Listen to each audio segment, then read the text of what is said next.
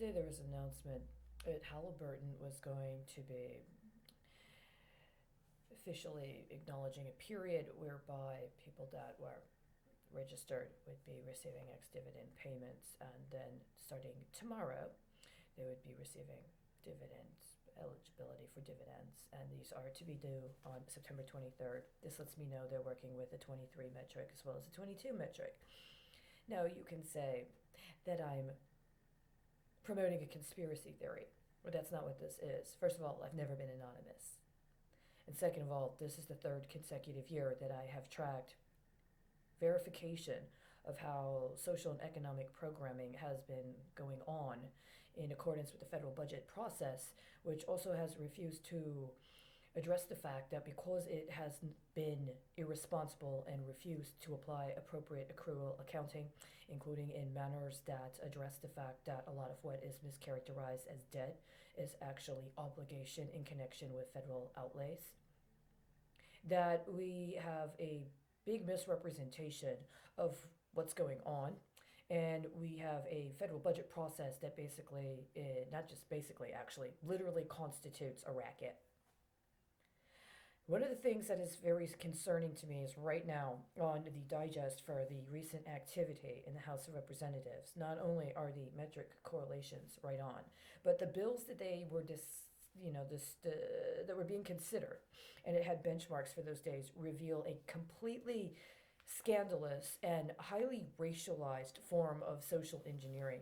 It's been perplexing to me for a significant amount of time how presumably people that go to Congress, whether they're from the left or the right, are supposed to be qualified at a high level, including people that have had professional lives that included former terms of service as attorneys or prosecutors and or legislators in their state legislature. And it is so glaringly apparent if you actually look at what happens on a daily basis that it is that contrived, and it's also that racist.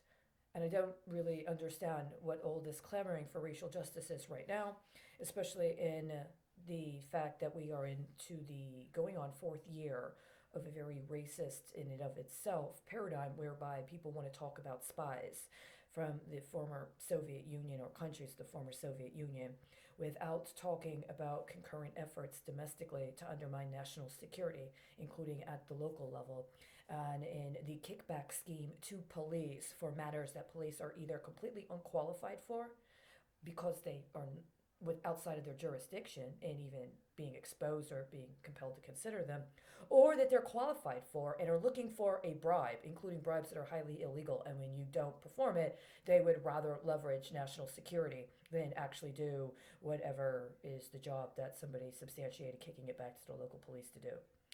And I'm saying this right now because there's something that has been going on for a while, and it is very disturbing to me. Right now, I'm looking at a bill.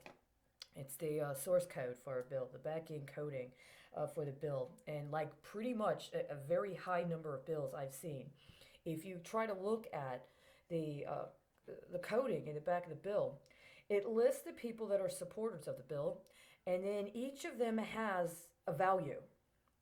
I'm looking right here, for instance, I'll just give you an example, random example. Um, Option, open.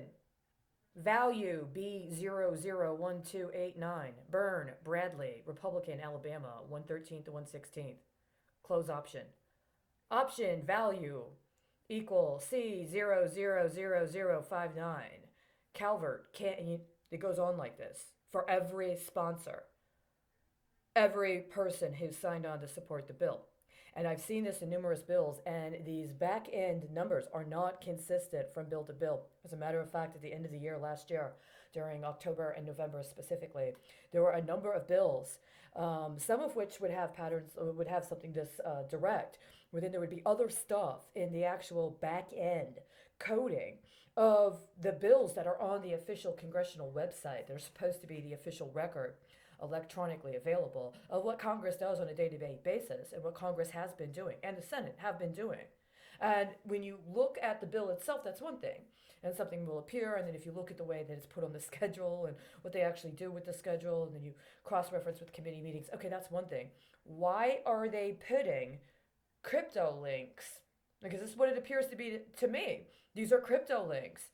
And so there are these numbers that are coded to these different representatives that are then aligned in a bill or a piece of legislation connected to them.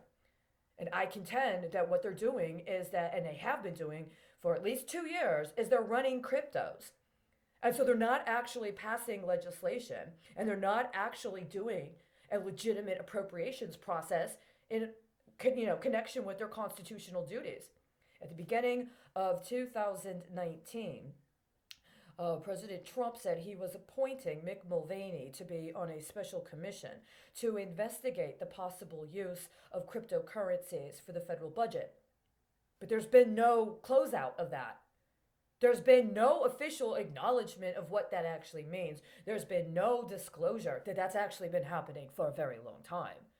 And there's also been no disclosure about, well, how did the crypto economy come into being, and what was the role of the crypto economy and the outlays connected to the crypto economy via the federal appropriations process? And is Congress specifically and strategically having secret meetings, including secret meetings where presumably they're talking about spies and espionage in a very racialized, very ethnic-based paradigm, so that they can set up strategically designed cryptocurrencies for their own personal use without being accountable to the people? I believe that's exactly what they've been doing for 3 years. Now, this isn't the foundational elements of what my accusations have been when I've attempted to petition the Supreme Court of the United States. But I mention this because there's a very significant correlation between metrics that are reported at certain companies at certain times and time frames connected to what are acknowledged in public notices about congressional action. And it is very disturbing to me to think that after 3 years of attempting to report a racialized pattern of racketeering activity through the federal appropriations process, that they've now allowed for the ante to be escalated to literally pay out dividends for Halliburton using the metrics and the correlations connected to that specific racialized racket. We're not talking about the Health and Human Services.